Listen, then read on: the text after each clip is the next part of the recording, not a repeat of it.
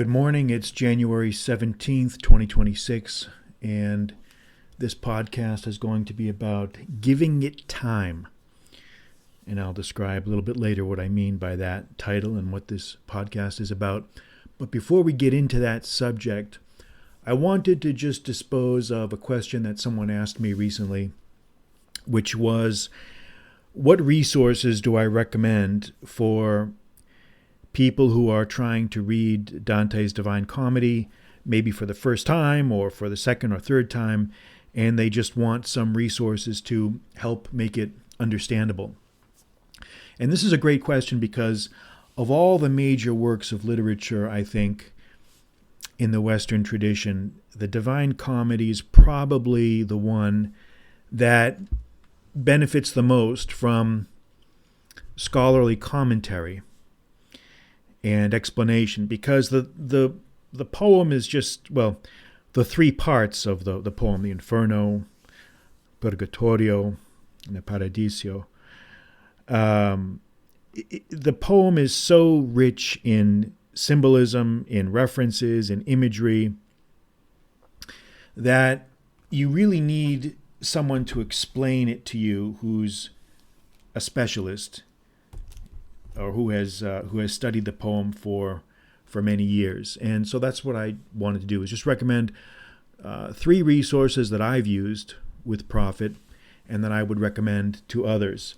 So the first one is an audio course, which I borrowed from a local library, and I recommend it. You can borrow it, and you can burn copies of it, and then it's good to listen to in your car on, say, a flash drive or something.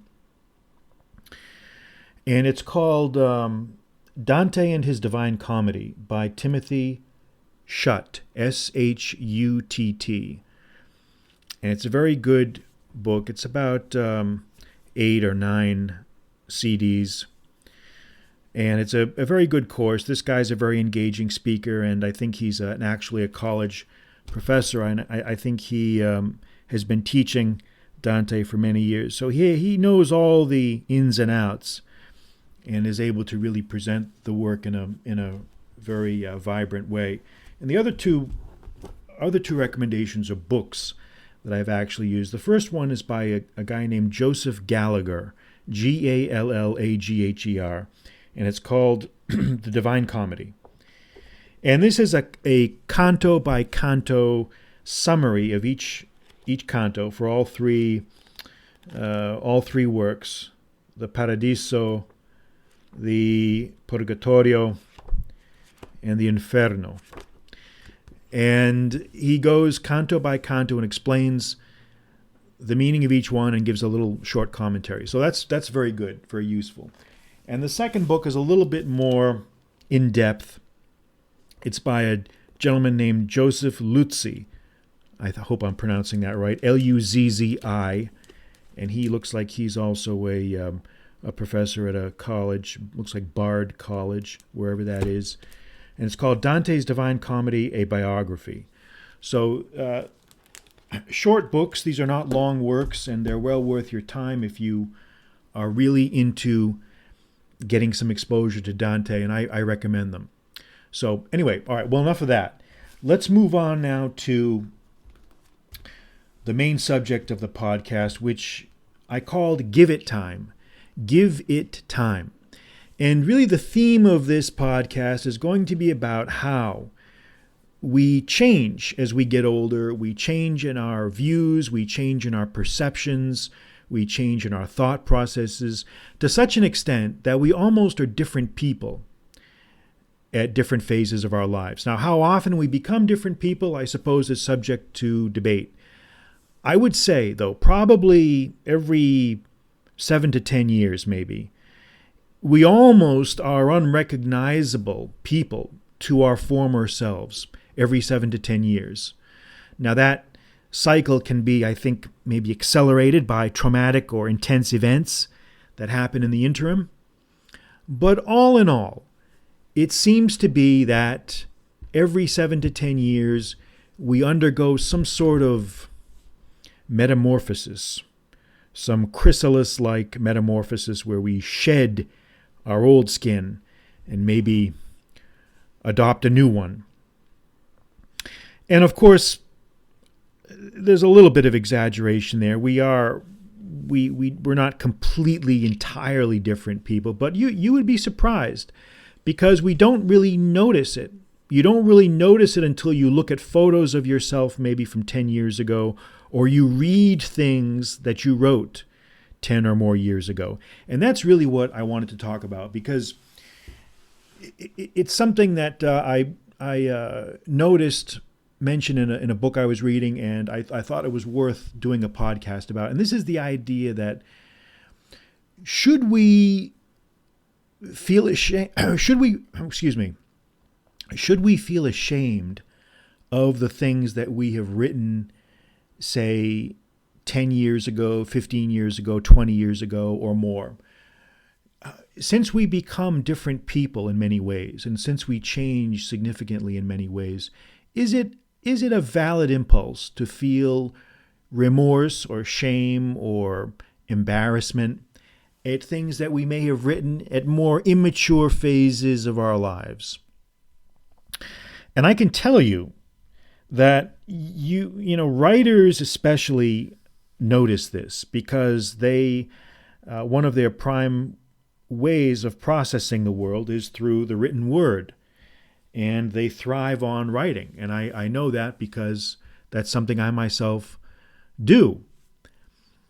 And when you go back and you say you read things that you may have written, say when you were 20 years old or 30 or even 40, 45 years old, it can be a very cringeworthy experience, to use a modern colloquial word. It can be a very cringeworthy experience because you say, oh my God, did I really think that? Did I really express myself in that way?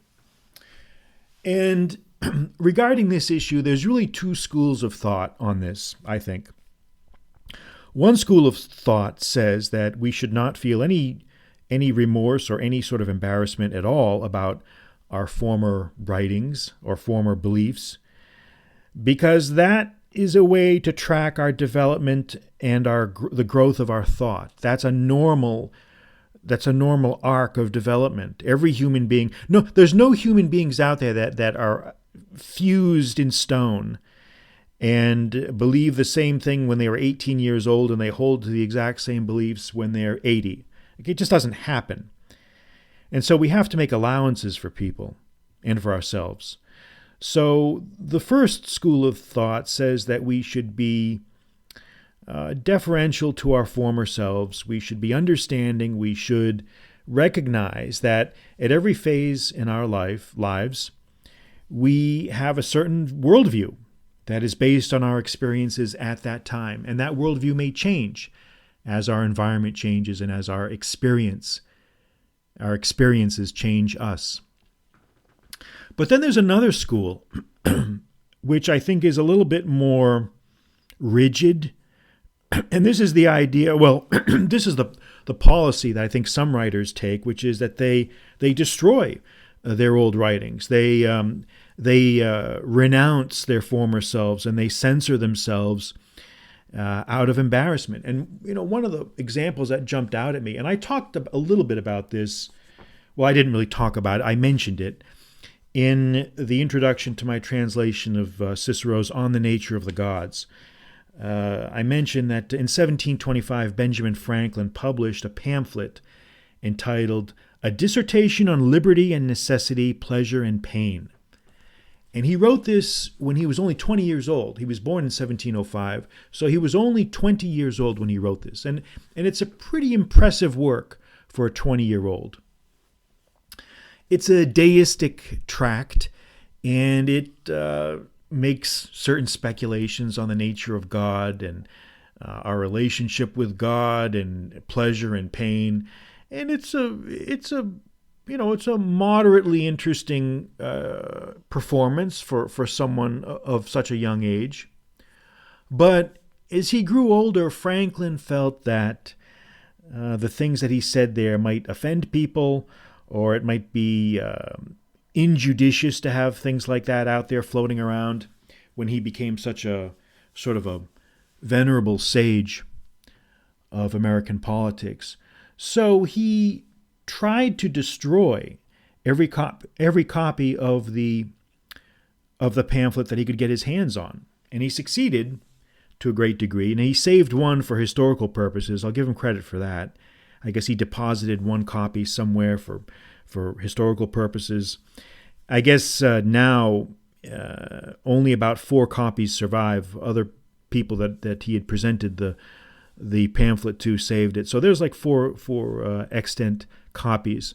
But regardless, is it really a good idea to do that? That's the point. That's what we're trying to talk about is it a good idea for a writer or an artist to burn copies of his older works or incomplete works, or is it better to save these things as a record of their development?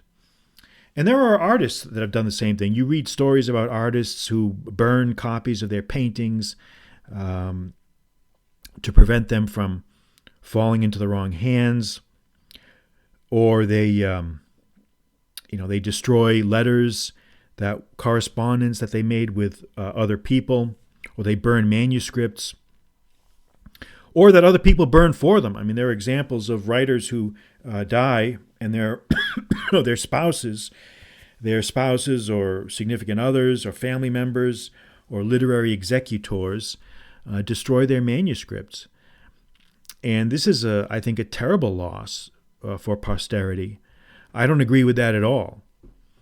But it has been done. So I guess this is the question that I'm trying to pose here. Is it better for a writer to preserve a record of his works, his or her works, or is it better to cull the good stuff from what is perceived to be the bad stuff and save it and destroy the rest? And again, I think different people come down on different sides about this issue. I know public figures, people that are politicians, they don't want to see embarrassing things out there in the world, in circulation. But on the other hand, I think it's also a writer's responsibility to posterity to leave a record of the development of his or her thought so that future generations can trace that. They can trace the arc of one's development. So you have to be easy on yourself to some extent. You have to be forgiving of yourself. You have to be generous with yourself. You have to give things time. You have to give things time, because to understand all is to forgive all. When you can see a person's development from youth to middle age to old age, you can have a much more balanced perspective on their thought, and you can have a greater appreciation of who they were as individuals. And don't be such a harsh judge. So that's what I think. Don't destroy your old things. But then again, there are some who may disagree. And if you do disagree, certainly feel free to comment. I'd like to hear from you. Because there is no one right answer here. So that'll wrap it up for today. I'm Quintus Curtius. Have a good weekend.